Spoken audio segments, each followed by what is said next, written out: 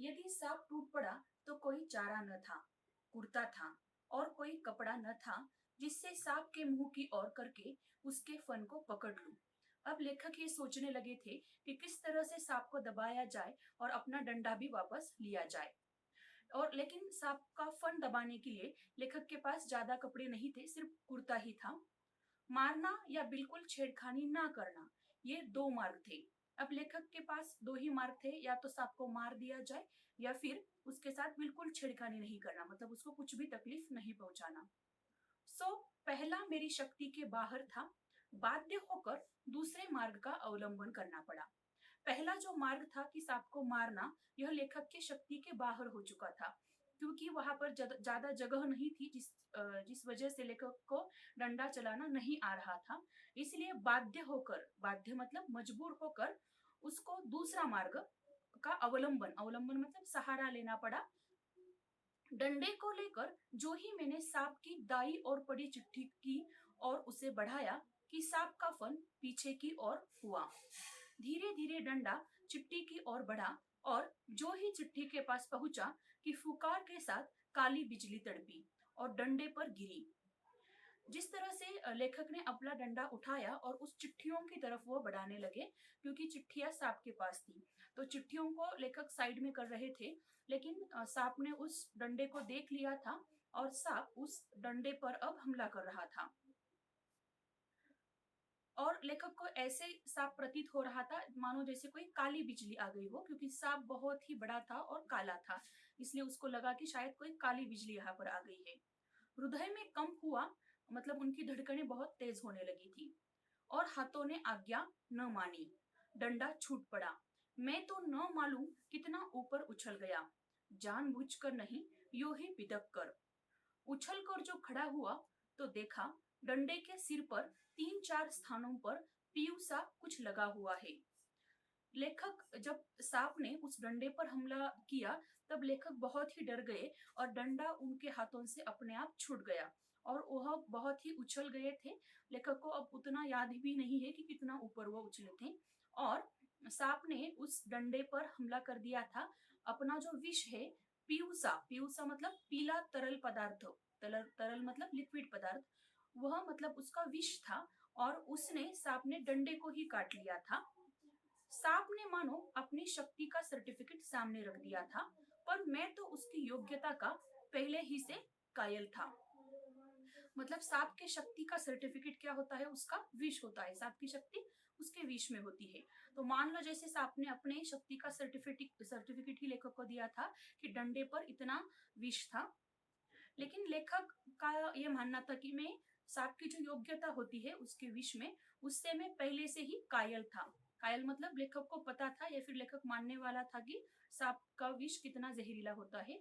उस सर्टिफिकेट की जरूरत लेखक को नहीं थी। सांप ने लगातार फू फू करके डंडे पर तीन चार चोटें की। वह डंडा पहली बार इस भांति अपमानित हुआ था। सांप ने फिर उस डंडे पर हमला करना शुरू ही कर दिया था और फिर से उसने तीन चार चोटें उस डंडे पर की थी। और वह डंडा पहली बार अपमानित हुआ था, क्योंकि उस डंडे से लेखक ने कई बार सांपों को मारा हुआ था और आज इस डंडे पर ही सांप ने हमला कर दिया था। या शायद वह सांप का उपहास कर रहा था। उपहास मतलब मजाक कर रहा था। मतलब देखो, जिस डंडे की वजह से या फिर जिस डंडे ने कितने सारे सांपों को मारा था, आज उस डंडे पर ही कोई सांप हमला कर रहा था। उधर ऊपर फूफू और मेरे उछलने और फिर वही धमाके से खड़े होने से छोटे भाई ने समझा कि मेरा कार्य समाप्त हो गया और बंधुत्व का नाता फूफू और धमाके में टूट गया।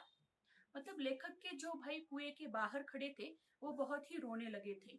अब उनको यह लगने लगा था कि लेखक का जो अवतार ये कार्य है या फिर लेखक का जो जन्म है, शायद यही खत्म होने वाला है, क्योंकि इतना बड़ा जहरीला सांप है और वह इतना ज्यादा क्रोधित हुआ है, जो कि अभी डंडे पर हमला कर रहा है, बाद में लेखक पर भी कर सकता है। इसलिए लेखक के भाई को लग रहा था कि अब मेरा भाई नहीं बचेगा। उसने ख्याल किया कि सांप के काटने से मैं गिर गया। मेरे कष्ट और विरह के ख्याल से उसके कोमल हृदय को धक्का लगा। भ्रातृ स्नेह के ताने बाने को चोट लगी। उसकी चीख निकल गई। उसका जो भातृ स्नेह है, भातृ मतलब भाईचारे की जो भावना है, भाई के प्रति जो प्रेम है, वह उसको ताने बाने की चोट लगी। मतलब वह जो ढांचा होता है अपने भाई के प्रति प्रेम का, वह अब समाप्त होने वाला था। ऐसे ही लेखक के भाई को लग रहा था।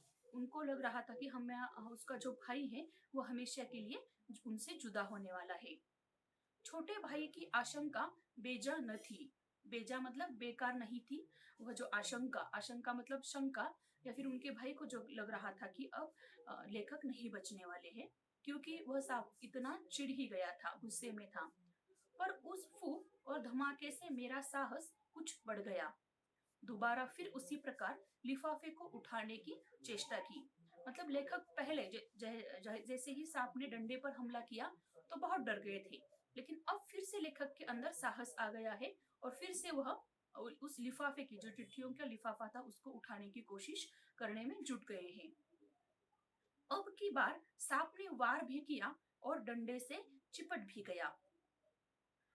डंडा हाथ से छूटा तो नहीं, पर झिझक, सहम और आतंक से अपनी ओर को खींच गया।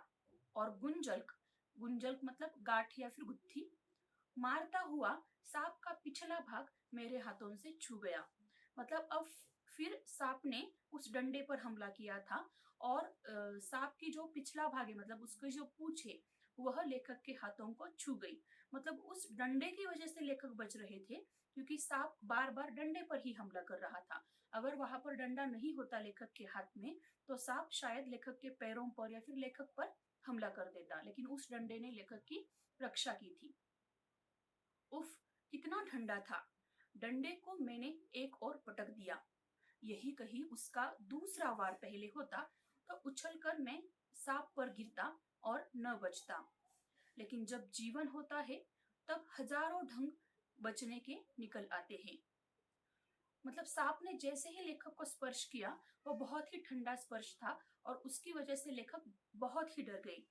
लेखक को ऐसे लगता है कि अगर यदि यही कहीं उसका दूसरा वार पहले होता तो उछलकर मैं सांप पर ही गिरता। मतलब एक बार तो स्पर्श हुआ लेखक को सांप का, अगर दूसरी बार सांप का स्पर्श होता तो लेखक डर के मारे उछलकर उस सांप पर ही गिरते। लेकिन दूसरा स्पर्श सांप का लेखक को नहीं हुआ, इसलिए लेखक बच निकले।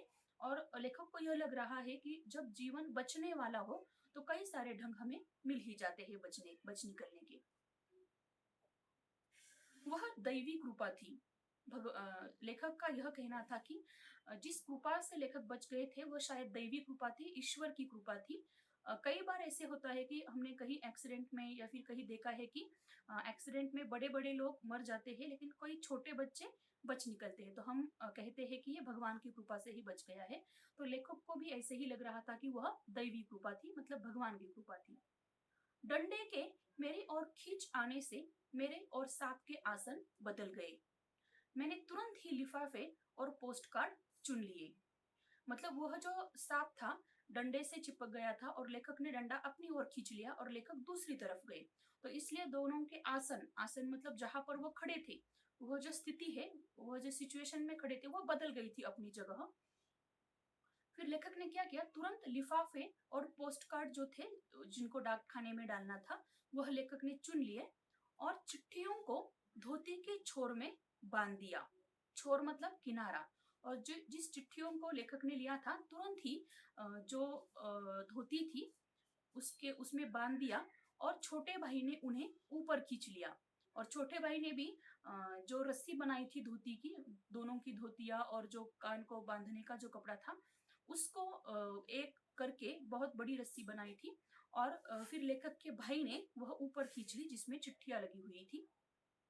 डंडे को सांप के पास से उठाने में भी बड़ी कठिनाई पड़ी। सांप उससे खुलकर उस पर धरना देकर बैठा था। मतलब सांप जिस डंडे से बंधा हुआ था, जिस डंडे को रोल करके वो बैठा हुआ था, लेकिन उसने अपना जो धरना है वह देकर ही बैठ ही गया। और उसने खुलकर खुलकर मतलब उसने जो पकड़ा हुआ था डंडे को अब छोड़ दिया था, लेकिन उस डंडे पर जाकर वह बैठ गया था। और लेखक को भी वह डंडा चाहिए था। दरअसल कई बार बच्चे ऐसा ही दुस्साहस करते हैं।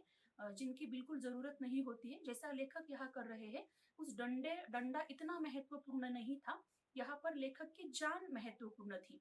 फिर भी लेखक उस डंडे के लिए खुद की जान को खतरे में डाल रहे थे।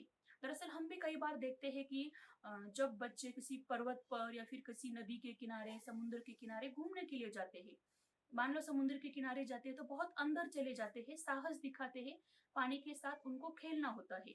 लेकिन उतना भी खेलना इम्पोर्टेंट नहीं है, या फिर उतना नहीं खेलना चाहिए कि खुद के जान पर आ जाए। तो हमारी जान सबसे ज्यादा महत्वपूर्ण है।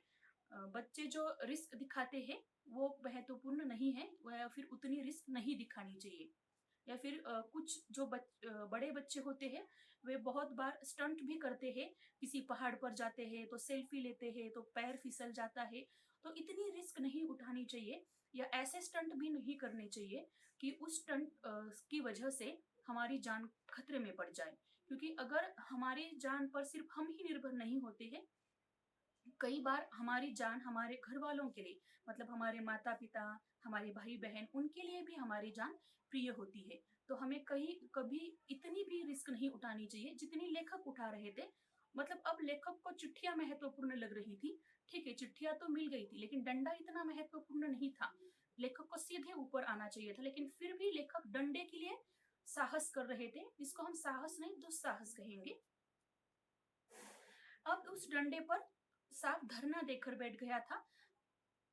जीत तो मेरी हो चुकी थी, पर अपना निशान गवा चुका था।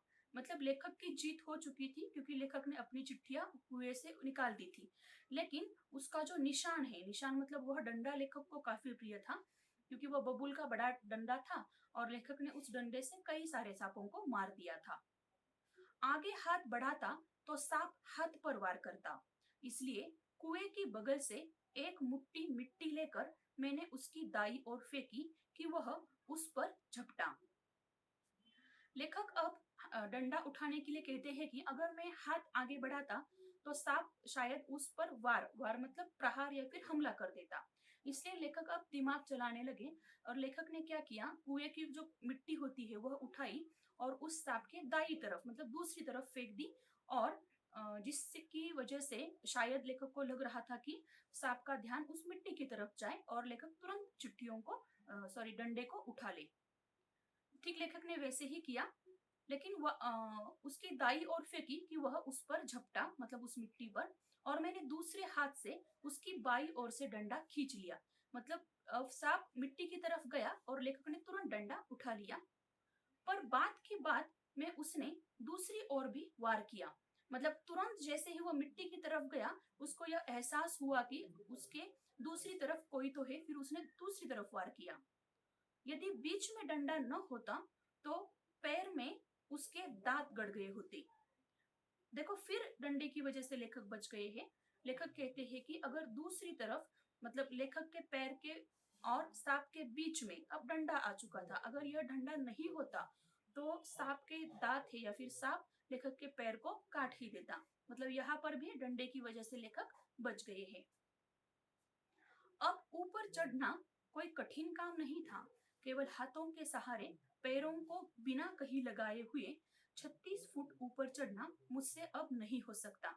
15-20 फुट बिना पैरों के सहारे केवल हाथों के बल चढ़ने की हिम्मत रखता हूँ। क्यों पैरों की जरूरत नहीं लेनी थी, या फिर पैर इस्तेमाल नहीं करने चाहिए थे? इसलिए क्योंकि वह कुआं बंधा हुआ नहीं था। मतलब ईंट से या फिर सीमेंट से जैसे कुएं बंधे हुए होते हैं वैसे नहीं था, वह कच्चा कुआं था। सिर्फ उसको खोद लिया गया था, लेकिन ईंट सीमेंट से उसको बांधा नहीं था, कच्चा कुआं था। इसलिए अगर पैर उसमें रख देते तो मिट्टी नीचे गिरती या लेखक भी नीचे फिसल सकते थे। लेकिन लेखक छोटे थे, 11 साल के थे। तो इस उम्र में 36 फुट ऊपर उठना लेखक को बहुत बड़ा ही कठिन लग रहा था। लेखक कहते हैं कि हाथों के सहारे 15-20 फुट में तो आ सकता हूँ ऊपर, लेकिन ये 30 फुट बहुत बड़ी बात थी। लेकिन लेखक आ ही गए ऊपर। पर उस 11 वर्ष की अवस्था में मैं 36 फुट चढ़ा। बाहें भर आई थी, छाती फूल गई थी। फाइनली लेखक ऊपर आ ही गए थे, लेकिन उनके हाथ बहुत ही दुख रहे थे और उनकी छाती फूल गई थी। धौंकनी चल रही थी। धौंकनी मतलब धड़कन तेज होने लगी थी उनकी। पर एक एक इंच सरक सरक कर अपनी भुजाओं के बल में ऊपर चढ़ आया। यदि हाथ छूट जाते तो क्या होता, इसका अनुमान करना कठिन है। मतलब लेखक धीरे धीरे प्रयास करके ऊपर आ ही गए, लेकिन अब ये लेखक सोचते हैं आज, उस समय नहीं सोच रहे थे क्योंकि उनको सिर्फ संकट से बाहर आना था, कुएं से बाहर आना था। लेकिन अब लेखक ये सोच रहे हैं कि अगर मेरे हाथ छूट जाते तो क्या होता। हम ये सोच सकते हैं कि लेखक नीचे गिर जाते और सांप उसको काट ही देता। ऊपर आकर बेहाल होकर थोड़ी देर तक पड़ा रहा, देह को झाड़ झूर कर धोती कुर्ता पहना। मतलब लेखक बच निकल आए थे बाहर, लेकिन बहुत ही थके हुए थे, बहुत ही बुरा हाल उनका हुआ था। उनका जो देह है, देह मतलब शरीर को झाड़ झूर कर, मतलब झाड़ झूड़ कर, मतलब उनके शरीर पर जो मिट्टी लगी थी वह उन्होंने पटक दी थी, और फिर उन्होंने अपना जो धोती और कुर्ता है वह पहन लिया था।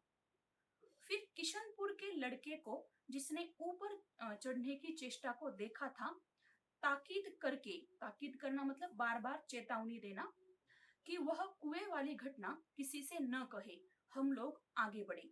मतलब लेखक ऊपर चढ़ गए थे और एक जो दूसरे गांव का लड़का है, किशनपुर का जो दूसरा लड़का है, उसने यह सब देख लिया था कि लेखक नीचे उतरे हैं, फिर कैसे ऊपर चढ़े।